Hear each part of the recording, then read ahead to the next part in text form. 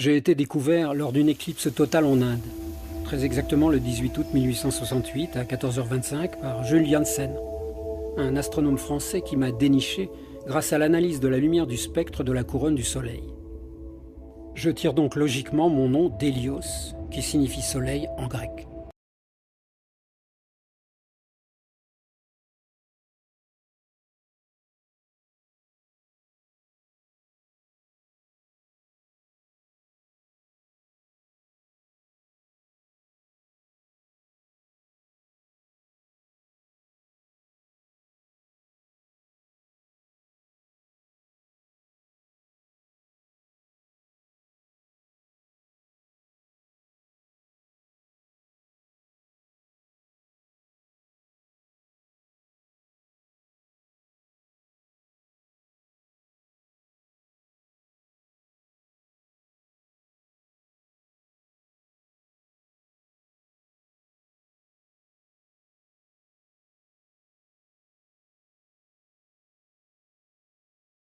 Je suis le deuxième élément le plus abondant dans l'univers, après l'hydrogène.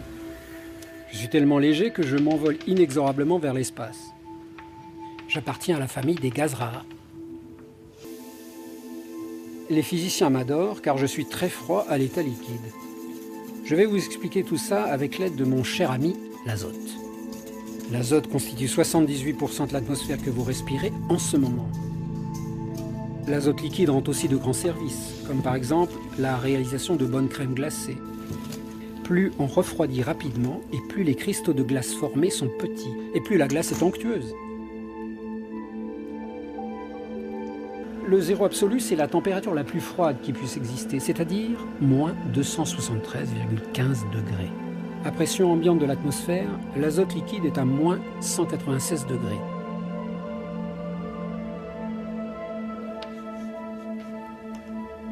Si maintenant on diminue la pression en pompant le liquide, on va avoir une diminution de la température. On se déplace sur la courbe liquide-gaz. Au bout d'un moment, on arrive à un point qui est l'intersection entre l'état solide, l'état liquide, l'état gazeux. C'est ce qu'on appelle le point triple. On voit alors apparaître un cristal, un solide, c'est du solide d'azote. Voici mon diagramme de phase. Un peu plus complexe que celui de l'azote. Je suis un peu plus sophistiqué, il faut dire. J'ai également un état superfluide. L'hélium, comme tout corps pur, peut se retrouver sous l'état liquide, gazeux ou solide. Sauf que cette fois-ci, sa température de liquéfaction à 1 atmosphère, elle est très basse. On est à moins 269 degrés Celsius. Soit 73 degrés plus froid que l'azote.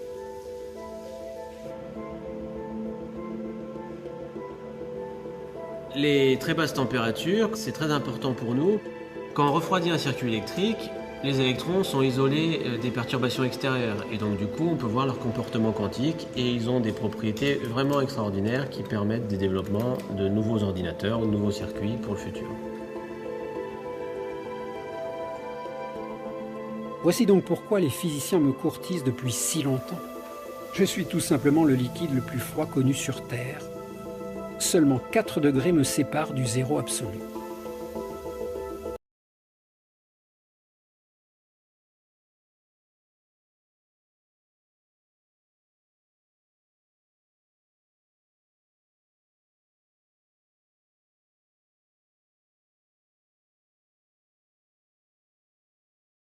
Il représente de l'hélium liquide, donc ça se passe à très très basse température. L'hélium, c'est un gaz dont il y a une faible concentration dans l'atmosphère, un gaz rare, qu'on peut liquéfier à condition de descendre vers moins 270 degrés Celsius, c'est-à-dire assez près du zéro absolu.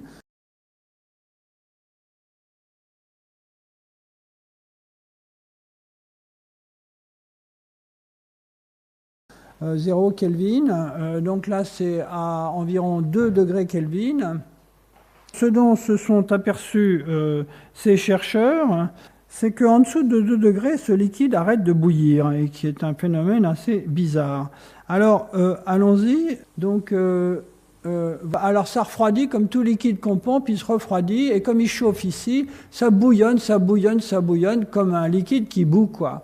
Et donc la température descend assez vite, il a des grosses pompes qui pompent, et il va se passer quelque chose ici, là, à 2,2 Kelvin, donc moins 271 degrés. On y est presque, ça bouillonne, ça bouillonne, ça bouillonne, ça bouillonne, attention, attention, et voilà. D'un seul coup, ils ont observé en 1932 que ce liquide à l'air ordinaire, normal, quand on chauffe et qu'on pompe, ça bout, et qu'en dessous de 2 degrés environ, 2,2, il arrête de bouillir. Il devient calme, comme s'il y a une espèce d'ordre qui s'installait dans ce liquide et dont l'origine était totalement inconnue.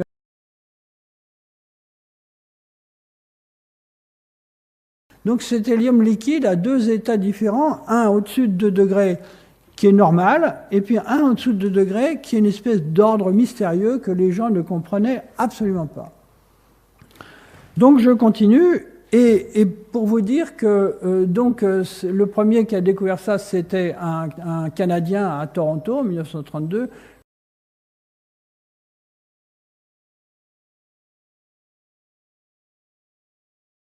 Puis ça a été reproduit, et là très bien filmé plus tard. Alors, ce qui s'est passé ensuite, c'est qu'il y a des gens à Cambridge en Angleterre, alors cette fois, donc il y a des gens à Cambridge en Angleterre, donc Jack Allen, on va y revenir, Rudolf Peierls aussi, et puis un certain monsieur Houdin, qui ont mesuré la conduction thermique de ce liquide et qui se sont aperçus que vers 2 degrés, ce liquide qui est complètement neutre, il n'y a aucune chimie, etc., des petits atomes ronds, se mettait à conduire la chaleur mieux que le cuivre à cette température-là, c'est-à-dire extraordinairement bien. Donc ça devenait de plus en plus bizarre. Qu'est-ce que c'est que ce liquide qui ne bout pas, qui conduit la chaleur? Qu'est-ce qui se passe? Quel est cet ordre? Bon. Donc vous savez peut-être que nous autres scientifiques, on publie dans des revues, il y en a une qui est très célèbre qui s'appelle Nature en anglais, qui publie en janvier 1938 2 articles côte à côte. L'un ici qui parle de l'hydrodynamique, la façon dont cet hélium liquide coule, qui est signé d'un russe qui s'appelle Kapitsa à Moscou. Il a étudié l'écoulement de ce liquide dans une fente que vous voyez ici, entre 2 disques polis bien serrés l'un contre l'autre, dans une toute petite fente d'un demi-micron, et tant que l'hélium liquide est normal, c'est-à-dire au-dessus des 2 degrés, ben, ça ne coule pas, c'est fermé, quoi. Bon. Mais en dessous de 2 degrés, ça se met à couler à toute vitesse, comme si c'était grand ouvert. Et donc il a découvert que cet hélium liquide était infiniment fluide en dessous de cette température dont j'ai déjà parlé, et il a inventé un mot, il a appelé ça superfluide. Et puis sur la page d'en face de la même revue, il y a un autre article de deux physiciens de Cambridge, et donc eux, ils ont étudié l'écoulement de ce liquide le long de tout petits capillaires, des tout petits tubes très très fins. Et donc, vous savez, en principe, quand vous arrosez votre jardin, mettons, la puissance du jet qui sort du tuyau, ça dépend de la pression qu'il y a en amont, et puis ça dépend aussi du diamètre du tuyau. Bon, donc si les tuyaux sont fins, ça coule mal, parce que tout liquide visqueux a des effets visqueux qui ralentissent l'écoulement. Ils se sont aperçus que non seulement ça coulait vite, mais ça ne dépendait ni du diamètre du tuyau, ni de la pression avec laquelle on pousse le liquide à travers ce tuyau. Et donc ça, vraiment, à l'époque, et toujours aujourd'hui, ça n'obéissait à aucune loi classique, aucune loi connue. Donc décidément, ce liquide en dessous de 2 degrés était extrêmement étrange et totalement non classique. Il est quantique. Tant qu'on est au-dessus des fameux 2 degrés, ce liquide est normal, donc il ne coule pas à travers un bouchon. C'est comme du vin à travers un bouchon en liège. Bon. Mais dès qu'on descend en dessous de 2 degrés, là, ça se met à couler à toute vitesse. Et quand il fait vraiment froid, vous allez voir que alors là, ça coule à toute allure. Bon.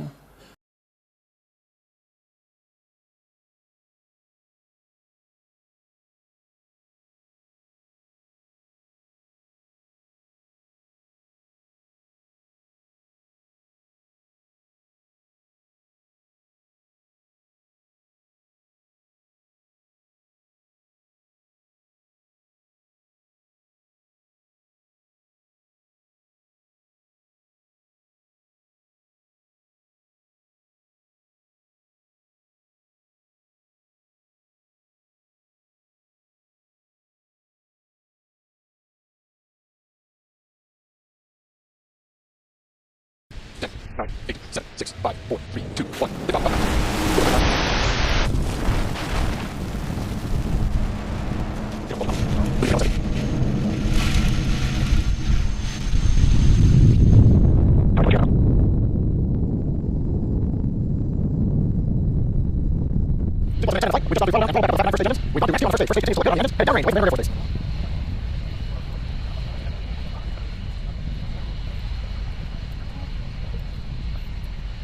We're showing the impact engine, flight, getting ready for ignition. Next stage, in 30 seconds, get shut down the 9 first stage engines, followed by 6 separation ignition on the second stage engine. Shortly after that, we can view of the first separation from the second stage.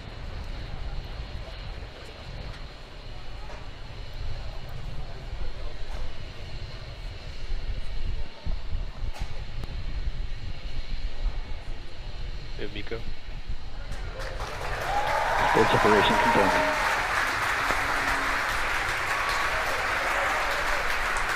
Feedback from startup.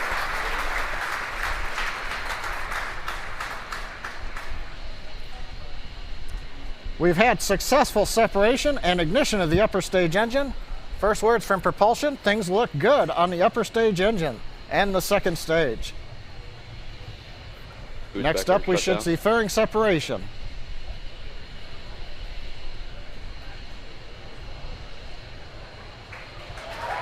Fairing separation confirmed.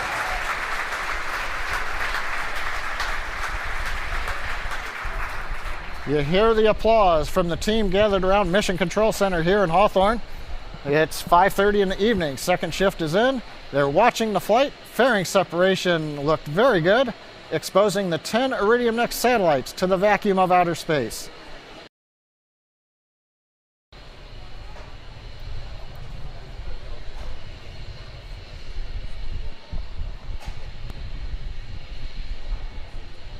Miko. Stage separation confirmed.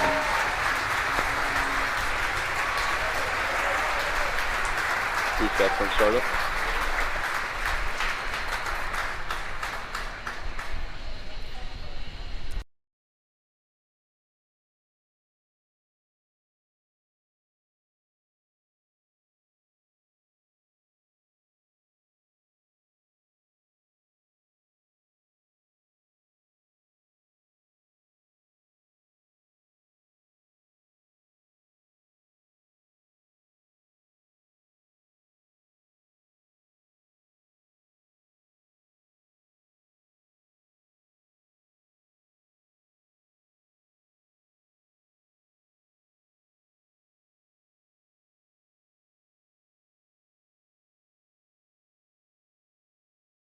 A Superfluid Boundary Layer by George Stagg, Nick Parker, and Carlo Berenghi. If we watch a stirred cup of tea, the circulating flow quickly grinds to a halt. This is due to viscosity, in other words friction between adjacent layers of fluid. But if we put a superfluid in our cup instead, it will keep flowing for eternity. We call this an eternal flow. This is possible because the superfluid has no viscosity. Superfluids don't occur naturally on Earth, but scientists can create them in low temperature laboratories. Let's go back to our stirred cup of tea and look in more detail at what's going on. Consider the tea flowing past just a small region of the cup wall. Right at the wall of the cup, the tea doesn't move, it gets stuck at the surface. Due to viscosity, this holds back the flow of the outer layer of fluid, which then holds back the flow of the next layer, and so on. The net effect is a layer next to the surface, called the boundary layer, where the tea is significantly pulled back by the wall. Over time, this grows to stop the tea from circulating. Superfluids don't have viscosity, and so it was long pictured that they would not create boundary layers. Instead, it was thought the fluid would slip past the surface at the main flow speed. This is true if the surface is perfectly smooth, and so we set out to test if it would hold for a superfluid flowing past a more realistic surface.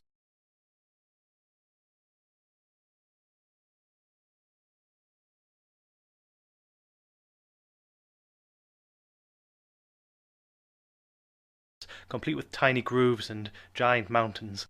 We simulated the superfluid using the quantum mechanical equations that describe superfluid flow. What we saw in our simulations surprised us. The flow of the superfluid, shown here from right to left, creates tiny tornadoes or vortices to be shed from the ridges of the surface. These vortices are shown here in red. The vortices get tightly tangled up with other vortices to create a dense layer which stays close to the surface. This is our superfluid boundary layer. In fact, when we smooth over the vortices, we see that the flow gradually increases from 0 at the bottom to the main flow speed, just like our tea.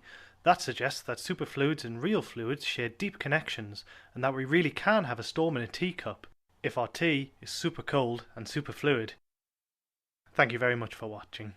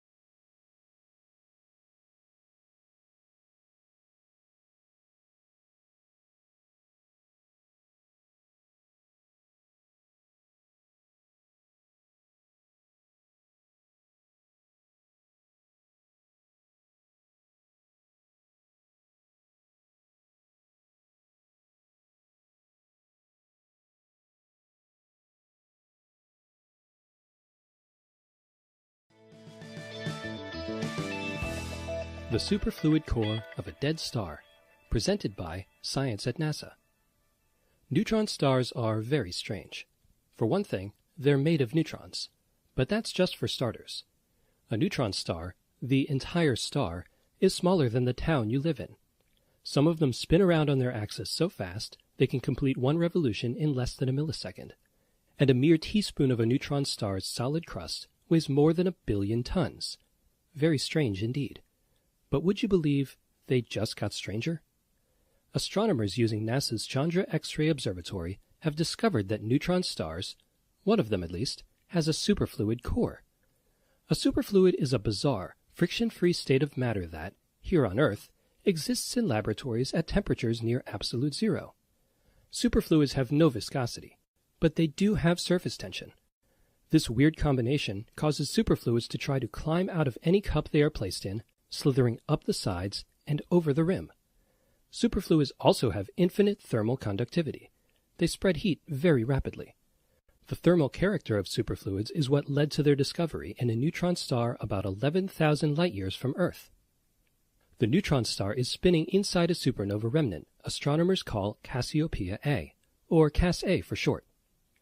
Neutron stars are born in supernovas. They are the dead remnant cores of exploded stars. The Cas-A explosion happened about 330 years ago, as seen from our planet. That means the neutron star is relatively young, and still cooling off from that ferocious blast. It's cooling off so fast, in fact, it must have a superfluid inside to help conduct the heat. That was the conclusion of astronomers, who measured the temperature of the star using Chandra, and found that it had cooled by about 4% over a 10-year period. This drop in temperature, although it sounds small, was really dramatic and surprising to see, says Danny Page of the National Autonomous University in Mexico, who is leading one of 2 teams studying the phenomenon. This means that something unusual is happening within this neutron star. Now, when an astronomer says something unusual is happening inside a neutron star, you know it's got to be pretty weird. Page's team and others will continue monitoring the Cas-A neutron star, measuring its temperature and spin rate to see if they can learn more about how superfluids behave at high temperature and density. It's the kind of information they could never get from an Earthbound lab. Stay tuned to Science at NASA for updates from Cas-A and other dead stars around the Milky Way.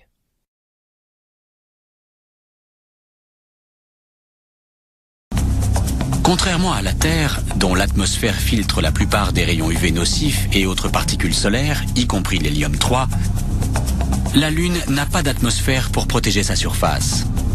Selon le Dr Schmidt et ses collègues, après 4 milliards d'années de particules solaires bombardant le sol lunaire, le régolithe contient désormais assez d'hélium-3 pour rendre intéressante son extraction et son importation sur Terre. L'hélium-3 est le saint graal du processus de fusion. La fusion est ce qui illumine le ciel nocturne. C'est le secret des étoiles. Exploiter l'hélium-3 pour l'énergie de fusion est une idée séduisante, car il présente de nombreux avantages par rapport aux énergies fossiles polluantes et aux centrales de fission nucléaire. La fusion de l'hélium-3 est bien plus efficace que l'énergie de fission. La fission produit de la chaleur, utilisée pour transformer l'eau en vapeur. Cette vapeur alimente ensuite des turbines qui produisent de l'électricité. Mais puisqu'aucun procédé n'est efficace à 100%, chaque étape gaspille de l'énergie. La fusion de l'hélium-3 brûle l'étape de la production de chaleur. Sa fusion produit un proton. Et ce proton est converti directement en électricité. On ne gaspille rien contrairement au cycle de la chaleur. Le deuxième avantage de la fusion de l'hélium-3 est la propreté du procédé. La fission nucléaire et les autres types de fusion génèrent de dangereux déchets radioactifs. La raison d'une telle différence se trouve dans la minuscule structure atomique des carburants. Séparer des atomes par fission produit des neutrons radioactifs. Tandis que la fusion de l'hélium-3 produit des protons non radioactifs, directement convertis en électricité. C'est non seulement un atout commercial majeur, mais aussi écologique d'avoir un carburant de fusion très propre qu'on puisse utiliser sur Terre comme alternative partielle aux énergies fossiles. 100 kg d'hélium-3 rapportés sur Terre pourraient suffire à approvisionner pendant 1 an une centrale de fusion de 1000 MW et par conséquent à alimenter une ville telle que Dallas au Texas. Reste à résoudre un tout petit problème. Trouver un moyen de retourner sur la Lune.